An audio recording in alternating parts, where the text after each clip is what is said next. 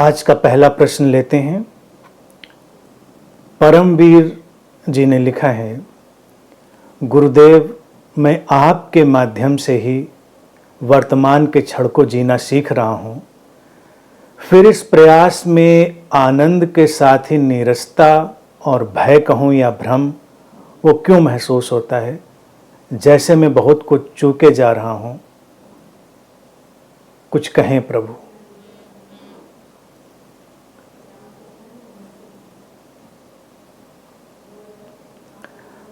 वर्तमान में जीना सीख रहे हैं, ये उत्तम बात है।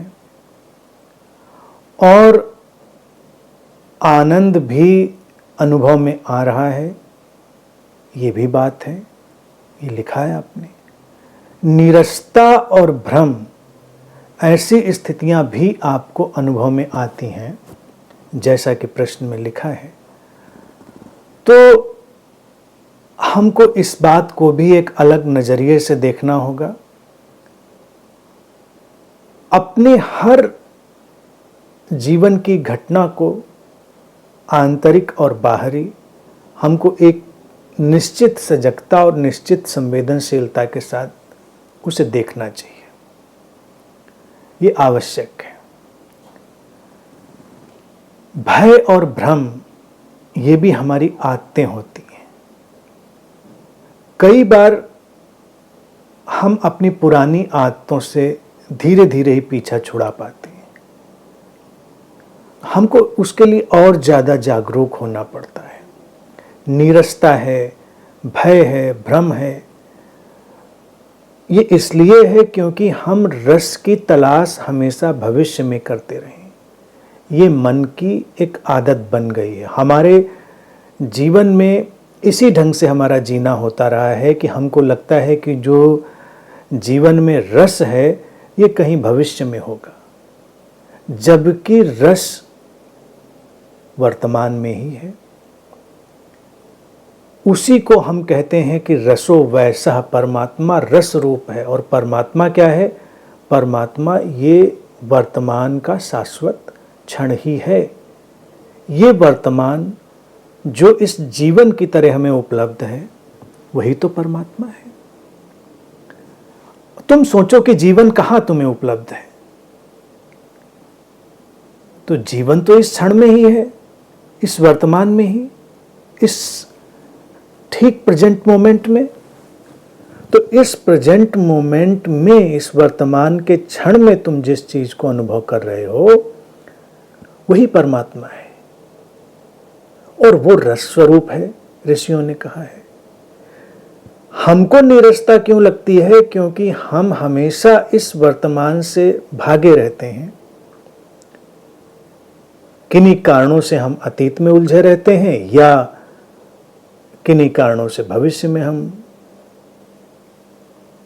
उलझने के आयोजन करते रहते हैं। तो ये आदत है। इस आदत को धीरे धीरे जब तुम देखोगे तो वो नीरसता जाएगी और जीवन सरस बनेगा। आनंद की कोई किरण तो आ ही रही है, जो लिखा है आनंद के साथ ही आ रहा है। तो अभी प्रयास चलने दो, धीरे धीरे बातें और समझ में आएंगी। अंतरतम का जो उद्घाटन है या उसका जो प्रकट होना है, वो भी एक कुआं खोदने की तरह है। जब हम कुआं खोदते हैं तो उसके नीचे एक जल स्रोत है। हमको पता है कि वो जल स्रोत है नीचे, पीने का पानी, मीठा जल। लेकिन एकदम से तो वो हाथ में नहीं आ जाता। कंकड़ पत्थर आते हैं, पहले मिट्टी आती है, रेत आती है। शुरुआती पानी थोड़ा गंदा होता है, फिर धीरे से नीचे जब आप और पहुंचते हैं तो वो स्वच्छ पानी उपलब्ध हो जाता है। ऐसे ही कोई जल्दबाजी की जरूरत नहीं। ये जो नीरसता है, भय है, भ्रम है, इसको उसी रेत, मिट्टी, कंकड़ की तरह देखो। आया है, जाएगा। धीरे से एक दिन व्यवस्था बदलेगी। इस सब के बीच तुम उस सिरे को पकड़ो जो महत्वपूर्ण है। तुमने ये तो लिख ही दिया कि आनंद के साथ है, तो वो जो आनंद है उसको पकड़ो, उसकी उंगली थाम कर चलो। समझ चाहे कितनी मध्यम ही क्यों ना हो, उसकी उंगली थाम कर चलो। धीरे धीरे नासमझी बदल जाएगी। जैसे अंधेरी रास्ता, अंधेरी राह हो, तुम कहीं खो गए हो और उस अंधेरी राह पर तुम चल रहे हो और एक छोटी सी किरण कहीं से तुम्हारे रास्ते को प्रकाशित करे, तो तुम क्या करोगे?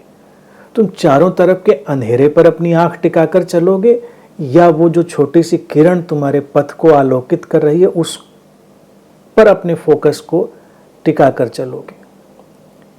अगर तुम उस किरण पर अपने उस फोकस को टिकाकर चलोगे तो तुमको और स्पष्ट दिखाई देने लगेगा। धीरे धीरे वो जो राह है तुम्हारे लिए और उज्जवल होने लगेगी और स्पष्ट होने लगेगी। इसी तरह से जो ये समझ आ रही है, जो आनंद आ रहा है, उसको उस किरण की तरह ही थामो, उस पर अपने आप को केंद्रित करो, अवलंबित करो, फोकस करो उसके ऊपर, और फिर वो बढ़ता जाएगा। भय हटेंगे, भ्रम हटेंगे, तमाम स्थितियां जो नीरसता की हैं वो हटेंगी और तुम्हारे भीतर से वो जो स्रोत है जीवंतता का, जल का, तरलता का, सरसता का, वो तुमको अनुभव में आने लगेगा। जल्दबाजी की कोई ज़रूरत नहीं। जैसे कुआं खोदने में जल्दबाजी नहीं होती कि एक फावड़ा मारा सीधे पानी निकाल लिया, इसी तरह से अपने अंदर से भी ये आलोक, ये समझ, ये आनंद, इनको प्रकट होने के लिए अवसर दें, मौका दें, जल्दबाजी ना करें और धीरे धीरे सब शुभ होगा। हम लोग साथ में तो चल ही रहे हैं।